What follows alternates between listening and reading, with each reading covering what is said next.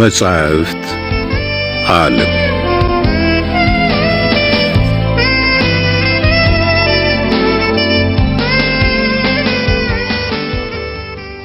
እፎይታ። ደራሲ አሌክሳንደር ዱማስ። ትርጉም ተሾመ ዳምጠው። ተራኪ ደጀኔ ጥላሁን። እፎይታ ዘ ካውንት ኦፍ ሞንቴ ክሪስቶ ክፍል 39።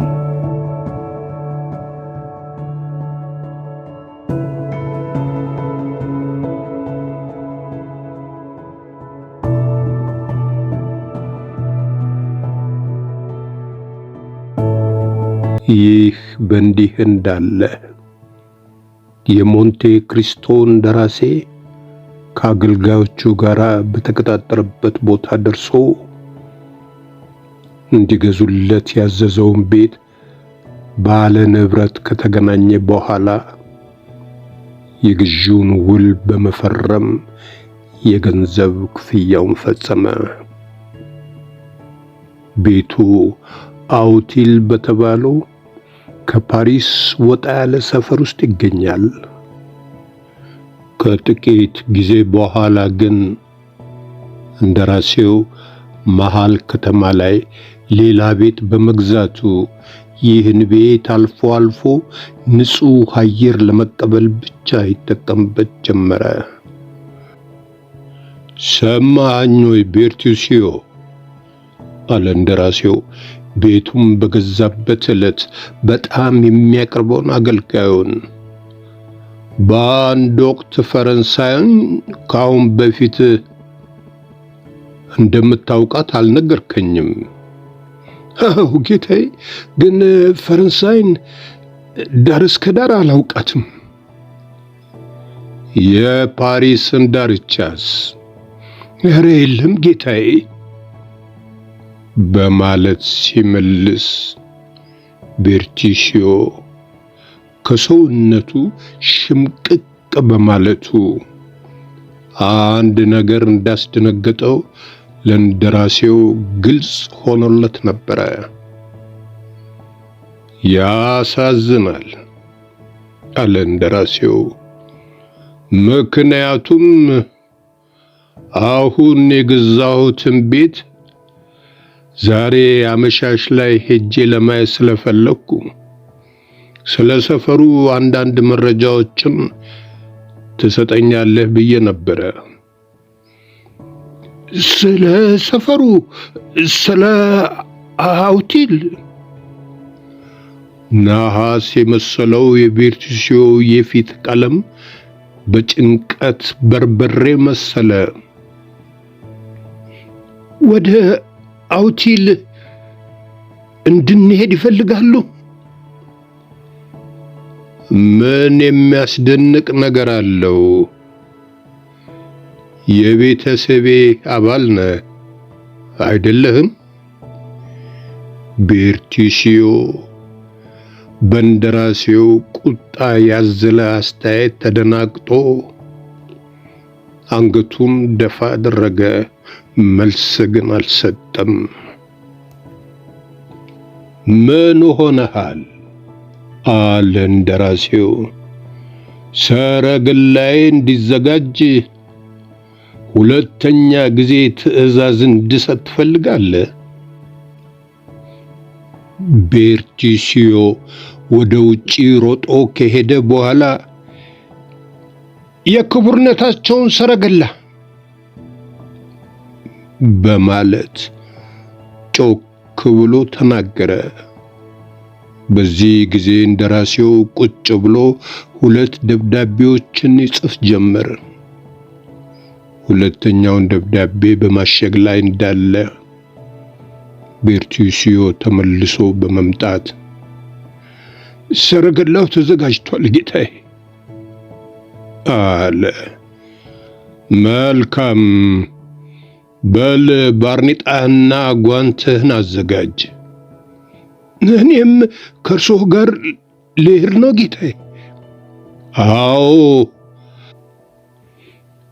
መኖሪያዬን በዚያ ቤት ለማድረግ ስለፈለኩ አንዳንድ ነገሮችን እንድትሰራ አሳይሃለሁ።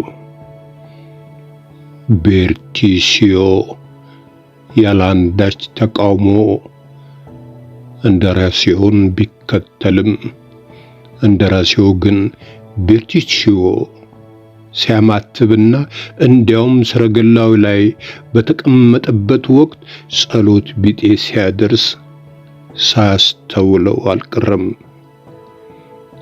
አውቲል በተባለው ሰፈር እንደደረሱ ከቤርቲሲዮ ግንባር ላብ ይንቆረቆር ጀመረ።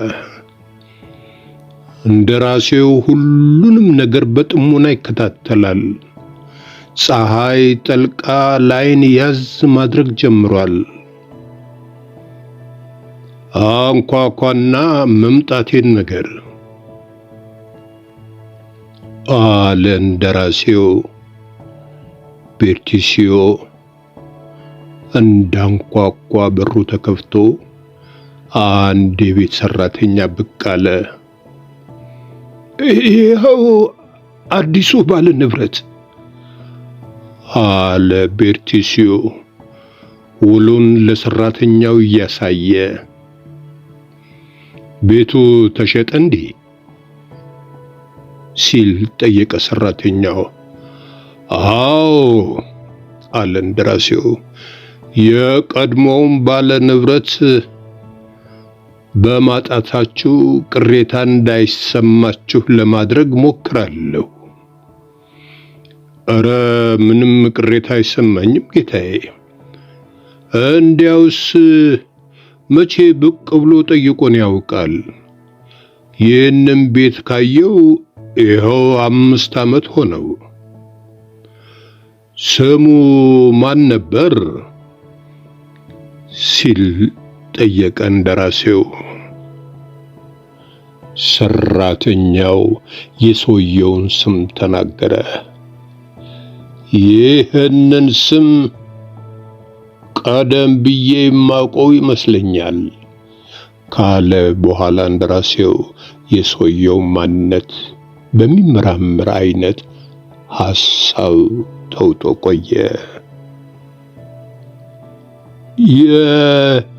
የሉዊስ 16ኛ ደጋፊ የነበረ ሽማግሌ ሲሆን ልጁም አንድ ጥንት የማርሴል በኋላም የቨርሳይል አቃቤ ሕግ ሆኖ ያገለገለ ቬልፎርት የተባለ ሰው አግብታለች አለ ሰራተኛው። በዚህ ወቅት እንደራሴው ቤርቲሲዮን በጨረፍታ ሲመለከተው ከመውደቅ እንዲከላከለው እንደተደገፈው ግድግዳ ደርቆ መቅረቱን አስተዋለ። አሃ ታዲያ ያቺ ቬልፎርትን ያገባች ልጅ ሞታ የለም እንዴ ሲል ጠየቀ እንደራሴው። አዎ ጌታዬ፣ ከሞተች ብዙ ዓመታት አልፏል። ከዚያ ጊዜ ጀምሮ አባቷ ወደዚህ ቤት ከ3 ጊዜ በላይ አልመጡም። አመሰግናለሁ ካለ በኋላ እንደራሴው ለቤቱ ሰራተኛ 2 የወርቅ ሳንቲሞች ሲሰጠው ሰራተኛው ማመናቀቶት ፈዞ ቀረ። እስኪ ከሰረገላው መብራት ቢጤ አምጣና በደንብ እንጎብኘው ቤርቲሲዮ በማለት እንደራሴው ሲናገር የቤርቲሲዮ የሚንቀጠቀጡ እጆቹ ምን ያህል እንደተደናገጠ ያመለክቱ ነበር። የመጀመሪያውን ፎቅ ከጎበኙ በኋላ ወደ ሁለተኛው ወጡ። በሁለተኛው ፎቅ ላይ ከሚገኙት የመኝታ ክፍሎች በአንዱ ወደ ታች የሚያስወርድ ደረጃ መኖሩን እንደራሴው አስተዋለ። እዚህ አንድ የግል ደረጃ ይታያል አለ። እስኪ አብራልኝ ቤርቱሲዮ፣ ወዴት እንደሚወስድ እንመልከት። ወደ ጓሮ ነው የሚወስደው ጌታዬ አለ ቤርቱሲዮ ሳይታወቀው። እንዴት አወቅ?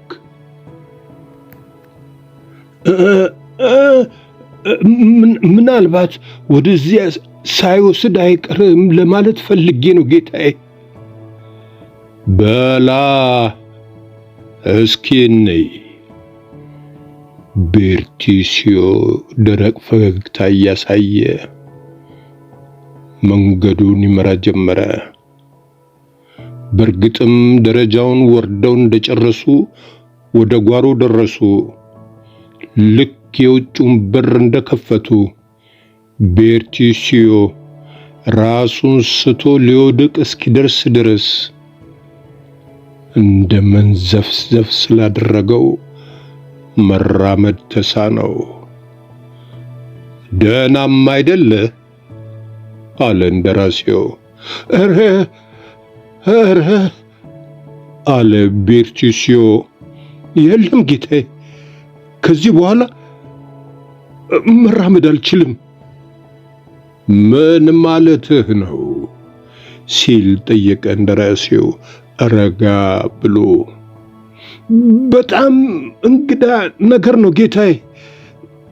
ፓሪስ ውስጥ ከሚገኙ ሰፈሮች ሁሉ አውቲልን መረጡ።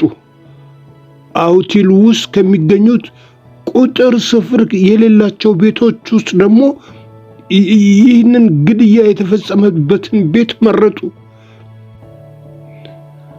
እውነትም የኮርሲካ ሰውነ ቤርቱሲዮ፣ ሁልጊዜ ምስጢርና አምልኮት የተጠናወታችሁ። ና እባክህ መብራቱን ያዝና ጓሮን እንጎብኝ። ቤርቱሲዮ መብራቱን አንስቶ መራመድ ጀመረ። እንደራሴው ግን ዛፎች ፍግ ብለው ከተተከሉበት ስፍራ ሲደርስ ቆመ። ቤርቱሲዮ ትዕግስቱ ተሟጠጠ። ፈቀቅ ይበሉ ጌታዬ፣ እባክዎ ይለመኑኝ ሲል ጮኸ። በትክክለኛው ቦታ ነው የቆሙት። ምን ይቀባዥራል? የምን ትክክለኛ ቦታ ነው? ሰውየው የወደቀበት ቦታ። ሳታብድ አልቀረም ቤርቱሲዮ። የማን ሰውዬ? አለ እንደራሴው ቆጣ ሊል እየሞከረ። እባክህ ይልቅስ አንተ ተለመነኝና ምን ለማውራት እንደፈለግ ረጋ ብለህ አብራራልኝ። ስለዚህ ጉዳይ አንድ ጊዜ ብቻ ለቄስ ቡሶኒ ተናግሬያለሁ። እንዲህ አይነት ነገሮችም በኑዛዜ ወቅት ብቻ ነው የሚነገሩት አለ ቤርቱሲዮ።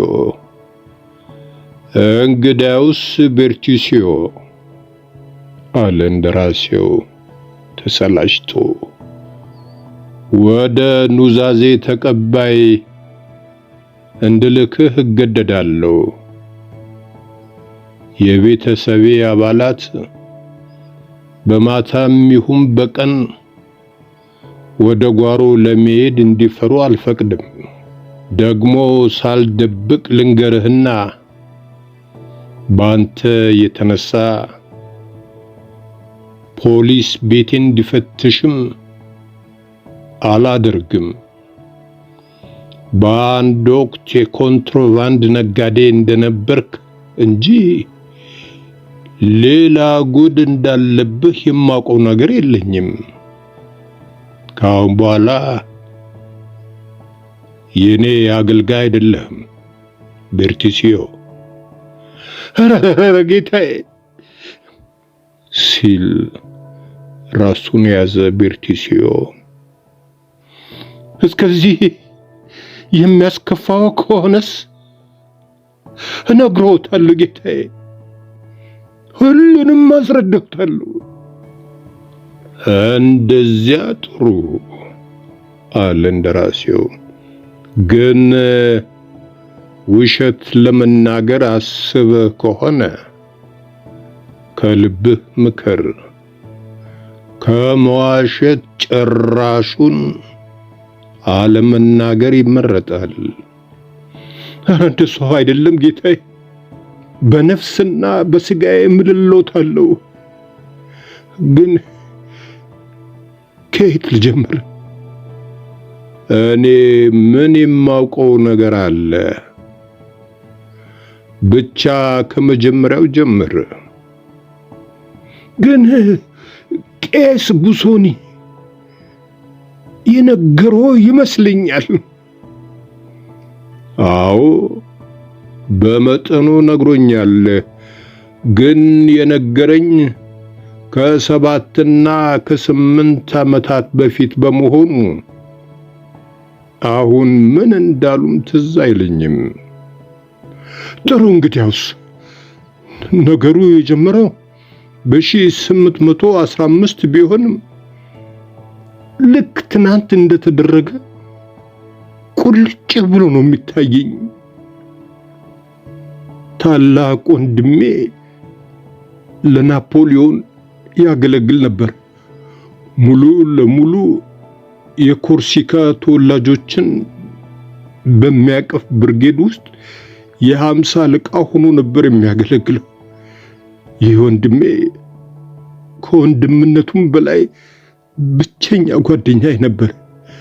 እኔ የ5 እሱ ደግሞ የ18 ዓመት ልጆች እያለን ወላጆቻችን በመሞታቸው ልክ እንደ ልጅ ታቅፎ ያሳደገኝ አባቴም ነበረ።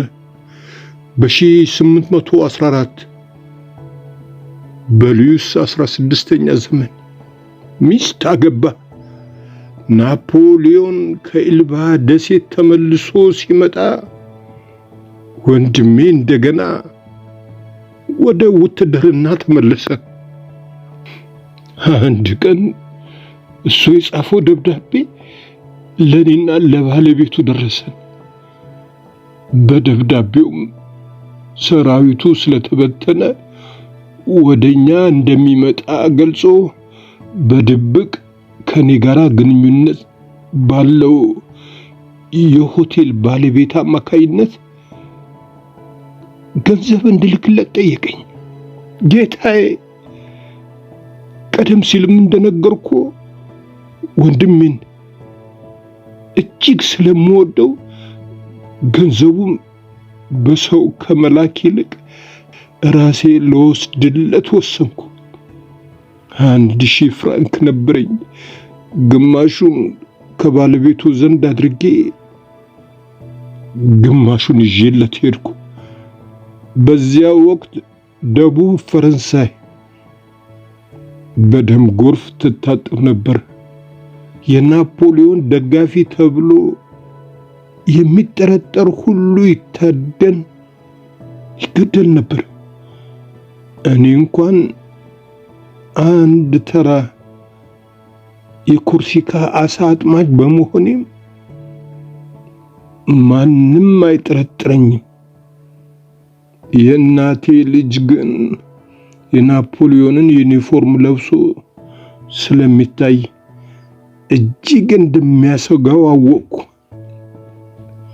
መጀመሪያ የሄድኩት ወደ ባለ ሆቴሉ ጓደኛዬ ነበረ። የፈራሁት አልቀረም። ወንድሜ ወደዚሁ ሆቴል ሲመጣ በሩ ላይ ተገሏል። አዘኔ ከበደ፣ መራራ ነበረ። ገዳዩን ለማወቅ በሚቻለኝ ሁሉ ጣርኩ። ይሁን እንጂ ሁሉም ለራሱ ሕይወት ይሰጋ ስለነበር የገዳዩን ስም ለመናገር የሚደፍር ጠፋ። ከዚያም ቪልፎርት የተባለውን አቃቤ ሕግ ለማነጋገር ሄድኩ። ቪልፎርት ከማርሴል በእድገት መዛወሩ ነበረ። ናፖሊዮን ከኢልባ ደሴት በመመለስ ላይ መሆኑን ለሉዊስ 16ኛ በማስታወቅ የመጀመሪያው ሰው ነው እየተባለ ይወራለታል።